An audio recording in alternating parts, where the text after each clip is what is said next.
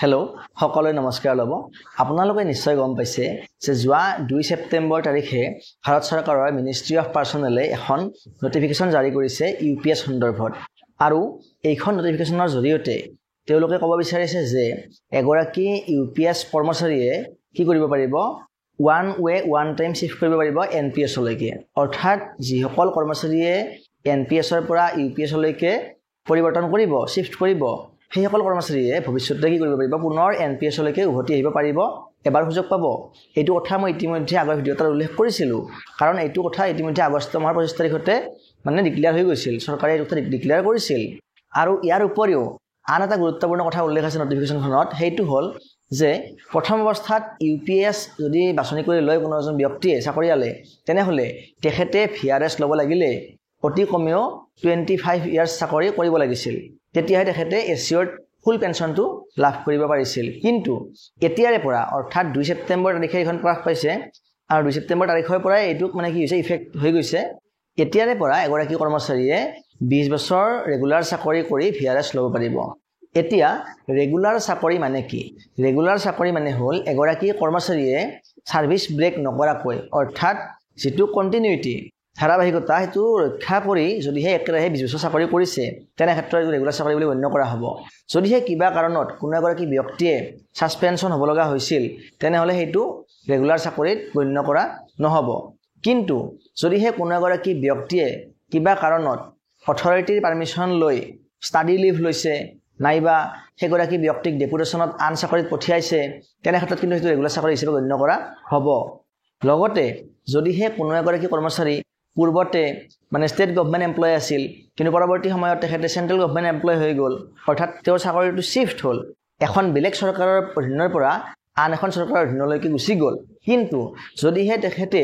Through proper channel apply কৰি গৈছিল, তেনেহ'লে সেই আগৰ যিখিনি চাকৰিকাল আছিল ষ্টেট গভৰ্ণমেণ্টৰ আণ্ডাৰত, সেইখিনিও কিন্তু টোটেল ছাৰ্ভিচ যিটো ইয়াৰ্ছ হ'ব তাত কাউণ্ট কৰা হ'ব, ৰেগুলাৰ চাকৰি হিচাপত গণ্য কৰা হ'ব। নাইবা যদিহে চেণ্ট্ৰেল গভৰ্ণমেণ্টৰ আণ্ডাৰতে হওক, যদিহে আন ডিপাৰ্টমেণ্টৰ আছিল আৰু পিছত আন ডিপাৰ্টমেণ্টত জইন কৰিছে, অন্য ডিপাৰ্টমেণ্টলৈকে তেওঁ ট্ৰেন্সফাৰ হৈ গুচি গৈছে, বা তেখেতে বেলেগ চাকৰিত জইন কৰিছে, কিন্তু থ্ৰু প্ৰপাৰ চেনেল এপ্লাই কৰি নতুন চাকৰি যোগদান কৰিছে, তেনে ক্ষেত্ৰতো আগৰ চাকৰিখিনি গণ্য কৰা হ'ব। গতিকে এনেধৰণে ৰেগুলাৰ চাকৰি 20 বছৰ সম্পূৰ্ণ কৰা কোনো এজন ব্যক্তিয়ে এতিয়াৰে পৰা ইউপিএছত VRS ল'ব পাৰিব।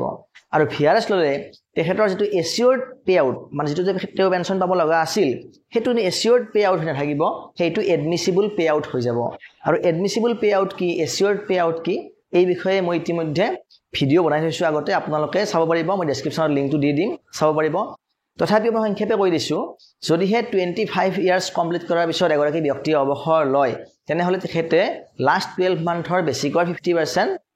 এছিয়ৰ্ড পে আউট হিচাপত পেঞ্চন লাভ কৰে। কিন্তু যদিহে তেখেতৰ ছাৰ্ভিচ ইয়াৰ্ছটো কমি আহে, অৰ্থাৎ 24 ইয়াৰ্ছ হ'ল, বা 23 ইয়াৰ্ছ হ'ল, বা 22 ইয়াৰ্ছ হ'ল, 25 ইয়াৰ্ছ কমপ্লিট নহ'ল, তেনে ক্ষেত্ৰত সেইটো কি হ'ব, প্ৰপৰ্চনেল হিচাপত কমি আহিব, পাৰ ইয়াৰ 2%কৈ কমি আহিব। তেনে ক্ষেত্ৰত এগৰাকী ব্যক্তি যদি 20 ইয়াৰ্ছ কমপ্লিট কৰাৰ পিছত VRS লৈ লয়, তেনেহ'লে তেখেতে লাষ্ট 12 মান্থছৰ 50% নাপাব, হয়তো 40% লাভ কৰিব, কাৰণ 5 বছৰত অলমষ্ট 5 দুগুণ 10% কমি যাব। এইটো ধাৰণা এটা এতিয়াও ক্লিয়াৰ নহয়, কিন্তু এনেকুৱাই নিশ্চয় হ'ব। লগতে আন এটা জানিবলগীয়া কথা হৈছে, এই যিটো 20 ইয়াৰ্ছৰ VRSৰ সুবিধা ইউপিএছে প্ৰভাইড কৰিছে, এইটো কিন্তু সকলো এমপ্লয়ে ল'ব নোৱাৰিব। এতিয়া কোনখিনি এমপ্লয়ে ল'ব নোৱাৰিব, এই বিষয়ে উল্লেখ কৰিছে নটিফিকেশ্যনখনত। তাত লিখা আছে, যিসকল কৰ্মচাৰীয়ে চাইণ্টিষ্ট নাইবা কোনো technical expert Indian technical and economic কৰ্পৰেশ্যনৰ আণ্ডাৰত, মিনিষ্ট্ৰী অফ এক্সটাৰ্নেল এফেয়াৰ্ছৰ আণ্ডাৰত, আৰু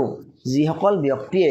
ভাৰত চৰকাৰৰ অধীনত কাম কৰি আছে কিন্তু পষ্টিং হৈছে কোনো বিদেশত, তেনে ক্ষেত্ৰত সেইসকল ব্যক্তিয়ে এই 20 ইয়াৰ্ছৰ যিটো VRS সুবিধা এইটো ল'ব নোৱাৰিব।